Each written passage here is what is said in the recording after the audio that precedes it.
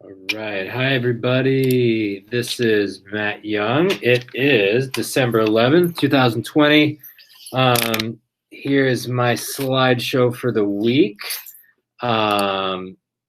The picture you see here is of our very hardy upper house students running the mile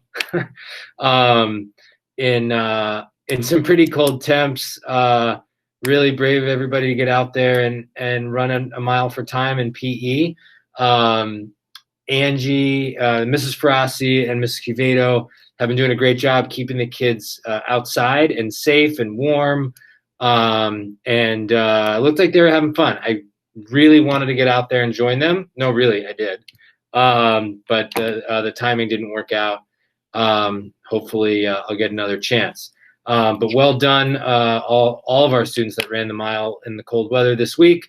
And great job to Ms. Ferrasi and Ms. Cuvedo for creating a safe space for us out there. My objectives today, as always, communicate our care for students and our focus on safety.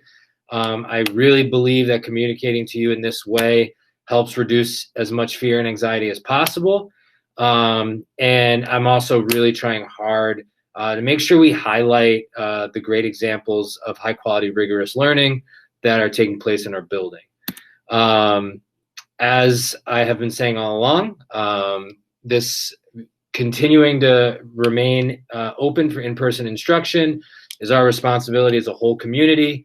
What we do here at school goes only so far. And I think what we're all doing in the community, especially right now, around avoiding social gatherings is super important.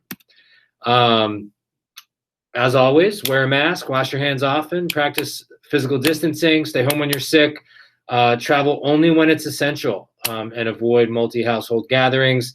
Those last two bullets we know are tough, but please give us an opportunity if you are considering traveling or gathering. Give us an opportunity to explain what that means for your students' in-person instruction going forward. We're working real hard to make sure everybody wears their mask properly over their nose and mouth. Please send your student to school with an extra mask. We all know how gross it is when you sneeze into your mask, which you are supposed to do. Sometimes kids need an extra one. We're trying to provide everybody a mask that needs one. But if you could help us make our current resources last longer by sending your student to school with an extra mask, that would help us out a lot. We're making a tiny adjustment to dismissal, super tiny, 5 minutes. Every minute of in-person instruction counts. Students who are walking or getting picked up are going to be dismissed at 2:40, and students riding the bus will be dismissed out of the building at 2:45. We're only pushing things back 5 minutes, but that'll start today and Monday. Just leaving this up here, just around social gatherings. The Agency of Education, at least through, I think it's Tuesday, we may see an extension on Tuesday, has put this in place that we may exclude students from school who've been a part of a social gathering in the last 10 days. That's not new.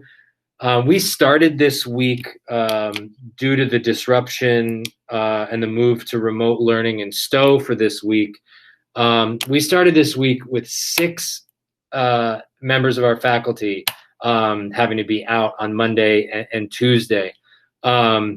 We really thought about whether or not we were able to remain open for in-person instruction, and due to the flexibility and the responsiveness of our substitutes, our para-educators, and our teachers, we were able to stay open for in-person instruction this week. I just wanted to say thank you to all those people for their flexibility and their willingness just to simply do what needs to be done to stay open. So that was great.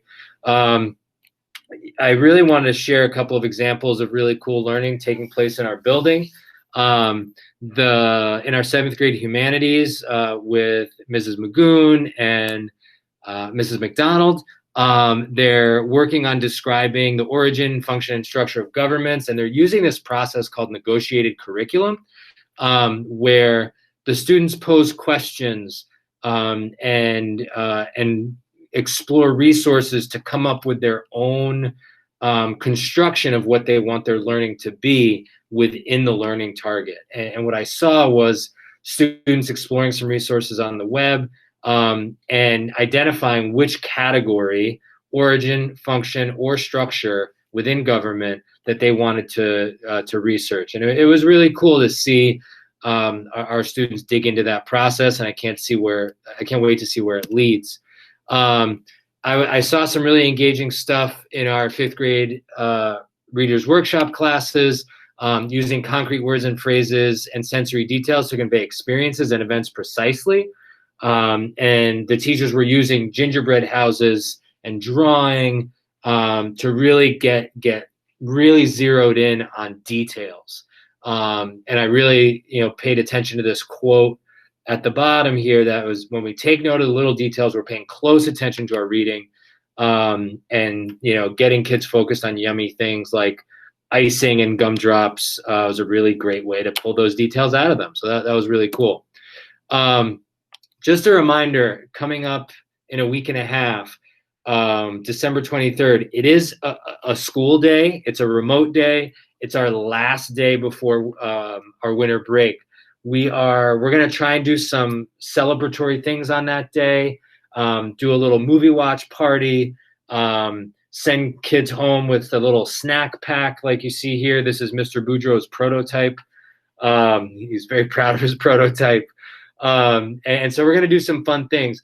And we're going to prioritize continuing in-person instruction on Monday and Tuesday of that week. We're going to leave the celebrating for Wednesday, just to make sure we squeeze every last minute of instruction out of our time together as possible.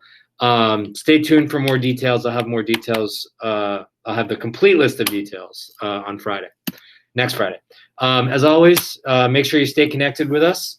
Any of these links ought to be helpful. I have the slide up here every week. And that's it. I didn't get any questions in the survey this week, but please feel free to pose some if you have any. And if things aren't clear, we'd love to hear from you. Other than that, have a great weekend, and thanks for tuning in.